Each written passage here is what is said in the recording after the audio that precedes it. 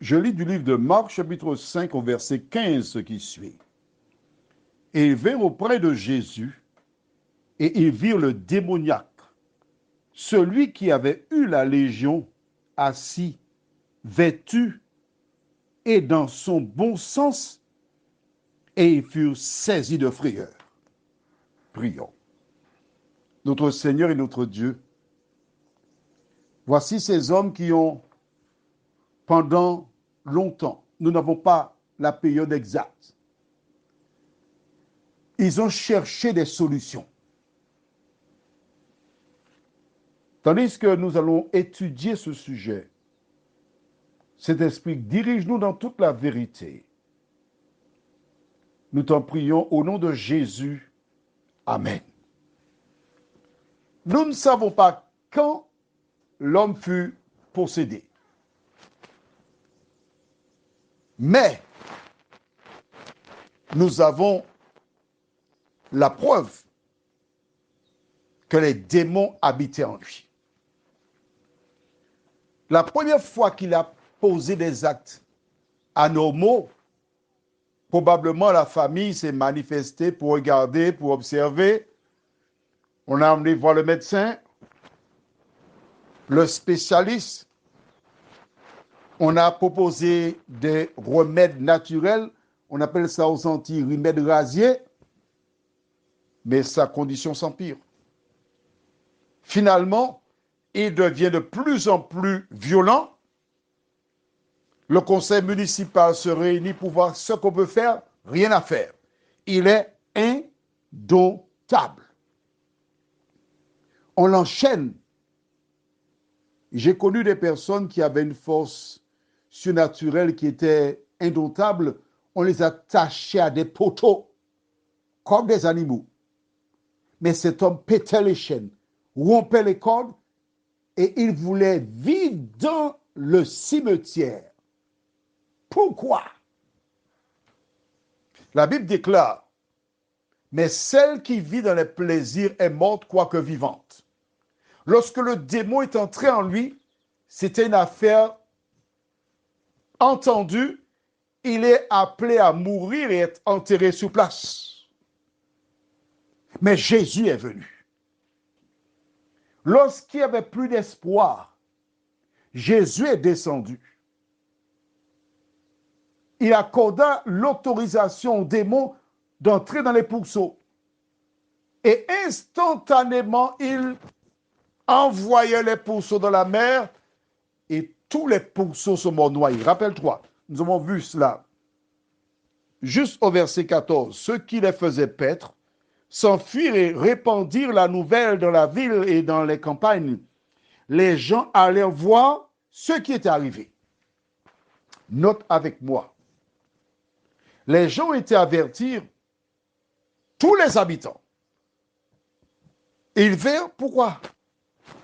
La fin du verset 14 déclare, ils allèrent voir ce qui était arrivé. Le propriétaire dont les 2000 pourceaux étaient noyés, quand il est arrivé, les gens le soutenaient. Et il regardait ces 2000 cochons face en l'air, en train de flotter, tous morts. Alors j'ai perdu tous mes cochons, alors. Il avait déjà budgétisé. Vendre au moins 1500 cochons à 100 euros. Imagine la somme qu'il avait prévue. D'autant que la fin de l'année approchait. Et en un instant, en un clin d'œil, il a tout perdu. Mon ami, écoute-moi bien. Toi qui travailles comme un forcené, du matin au soir, qui amasse de l'argent, le jour vient où la mort te surprendra. Mon ami, ou tout court. Et puis tu vas perdre la vie. Et c'est un autre homme qui va entrer dans ta maison, qui va rouler ta voiture et qui mangera ton argent. L'important, ce n'est pas l'argent. Vice-versa, hein, d'accord? L'important, c'est d'être en paix avec Dieu. L'homme a perdu ses cochons, mais il était en vie. Combien de personnes meurent et laissent leur bien pour d'autres? Et quand ils ont bien fini de regarder tous les cauchemars, à ce moment, ils vinrent auprès de Jésus. Et que virent-ils?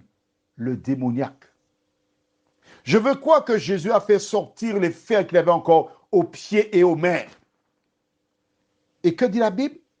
Celui qui avait eu la légion, il était comment? Assis. Si on précise assis, ça veut dire qu'il n'était jamais assis.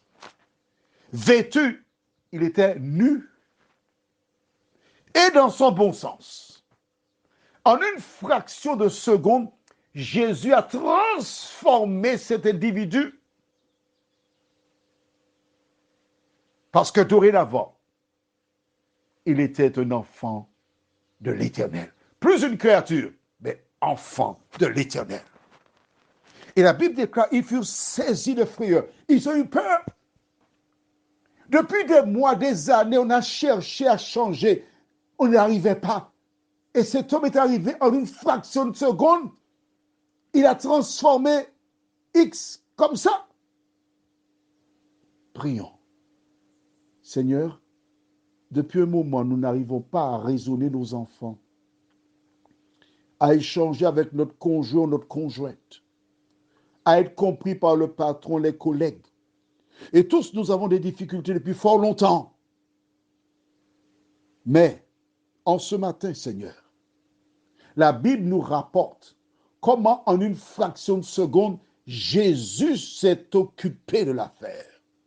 Éternel, de nous aider à cesser d'aller voir les voyants, les médiums, les québoiseurs, les ceci, les cela, et à tourner nos regards vers Jésus, qui seul peut nous donner une solution convenable sans avoir à payer pas un seul centime. Merci pour ta parole. Merci de nous garder au nom de Jésus et pour ta gloire éternelle. Amen. Je te souhaite une bonne journée sous le regard de Dieu.